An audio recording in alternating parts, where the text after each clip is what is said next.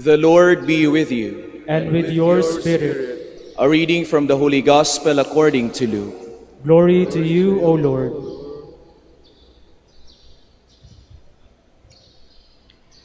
The angel Gabriel was sent from God to a town of Galilee named Nazareth, to a virgin betrothed to a man named Joseph of the house of David.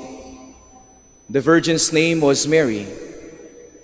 Upon arriving, the angel said to her, "Rejoice, O highly favored daughter, the Lord is with you. Blessed are you among women." She was deeply troubled by his words and wondered what his greeting meant. The angel went on to say to her, "Do not fear, Mary. You have found favor with God. You shall conceive and bear a son, and give him the name Jesus. Great will be his dignity, and he will be called Son of the Most High. The Lord God will give him the throne of David, his father. He will rule over the house of Jacob forever, and his reign will be without end." Mary said to the angel, "How can this be, since I do not know man?" The angel answered her, "The Holy Spirit will come upon you, and the power of the Most High will overshadow you. Hence, the holy offspring to be born will be called Son of God. Know that Elizabeth, your kinswoman, has conceived a son in her old age. She who was thought to be sterile is now in her 6th month, for nothing is impossible with God." Mary said, "I am the maidservant of the Lord. Let it be done to me as you say." With that, the angel left her. The Gospel of the Lord. Praise to you, Lord Jesus Christ. Please be seated. Isang mapagpalang araw po sa inyong lahat, and welcome to the Minor Basilica of Our Lady of the Rosary of Manaoag. At happy fiesta po. Alam ko po kahapon pinagdiriwang natin yung kapistahan ng Our Lady of the Rosary of Manaoag every first Sunday of October. Pero ngayong October 7 po, ito po yung itinalaga ng simbahan na kapistahan o pagunita ng Our Lady of the Rosary.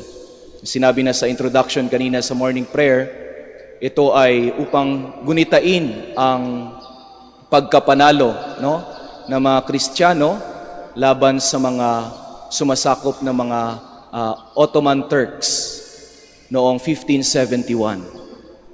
Pero more than the victory na ating ginugunita, ang gustong i-celebrate ng ating simbahan ay yung kung paano tayo nagwagi, kung paano tayo nanalo, at kung paano tayo magwawagi hindi lamang sa hamon ng buhay, kundi sa hamon ng ating pananampalataya.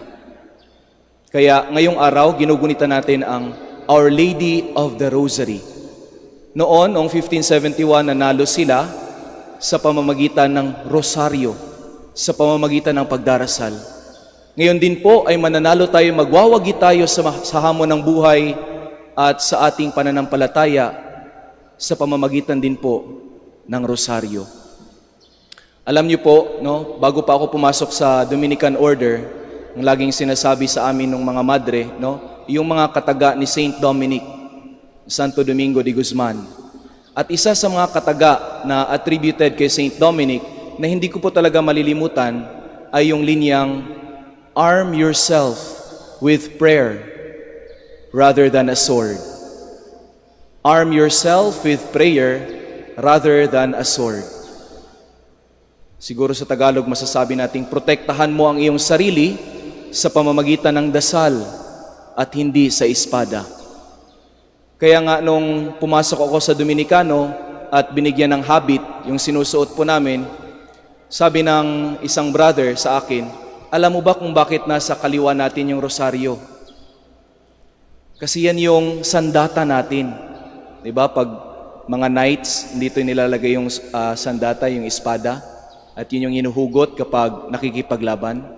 Sabi niya, "Alam mo brother, Yung rosaryo natin, yan yung hinuhugot natin every time na tayo ay makikipagsapalaran.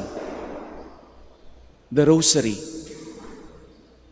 And we arm ourselves with prayer rather than a sword.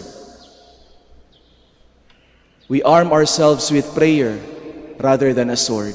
At alam ko po na hindi lang kami mga Dominikano ang gumagawa niyan. Tayong lahat ng mga Kristiyano Katoliko ay tangan-tangan lagi ang ating sandata sa pakikipagsapalaran sa ating buhay. Dami ng story. And I never heard a story of someone praying the rosary and losing or experiencing defeat.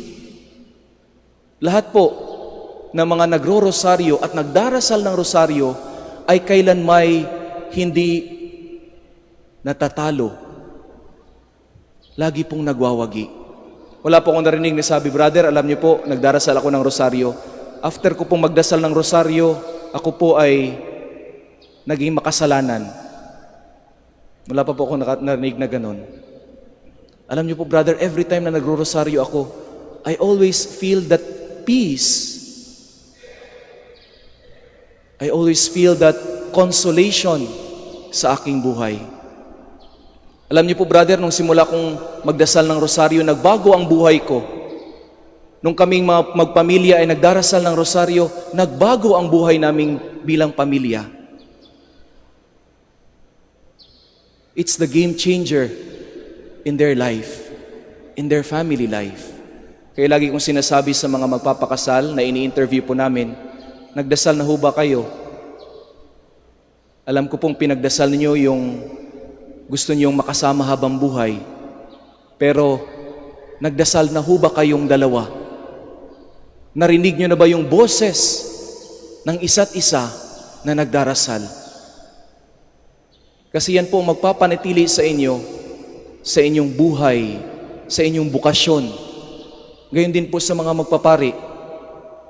Every time na sasabihin ng mga brothers na kasama ko, parang hindi ko gustong magpatuloy na magpari. Feel ko na hindi para sa akin ito. Laging sinasabi ng aming formator, ng mga kapwa namin Dominicans, na pagdasalan mo na ba yan? Na pagrosaryohan mo na ba yan? Sa mga desisyon ninyo sa buhay, siguro sa iba, no, tatakbo na bilang lingkod bayan. Napagdasalan na ba natin yan? O baka hindi pa? Kung tayo ay boboto, napagdasalan ba natin yan? It will be a game changer in every decision that we make. Kahit hindi tayo ganun ka daming mga resources sa buhay, yun din po nangyari nung victory sa Lepanto. Kahit napakahina ng kanilang naval fleet compared to the Ottoman Turks, but because of the Holy Rosary, they were able to overcome. They were able they were victorious in their battle. Sabi ni Pope Pius IX, no, sa kanyang pagbibigay puri sa rosaryo, ang sabi niya, the rosary will make peace in our hearts. The rosary will give peace in our families. The rosary will give peace in our country. Do you want peace? Pray the rosary. Pray the rosary.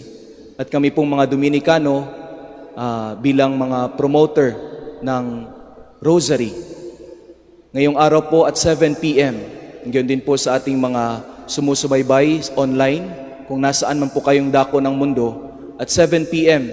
sa inyo pong lugar, we will pray the rosary together this day, October 7. And I hope kayo rin po, sama-sama magdarasal ng rosaryo, hindi lamang ngayong araw, hindi lamang tuwing buwan ng Oktubre, kundi araw-araw. You want peace? Pray the Rosary.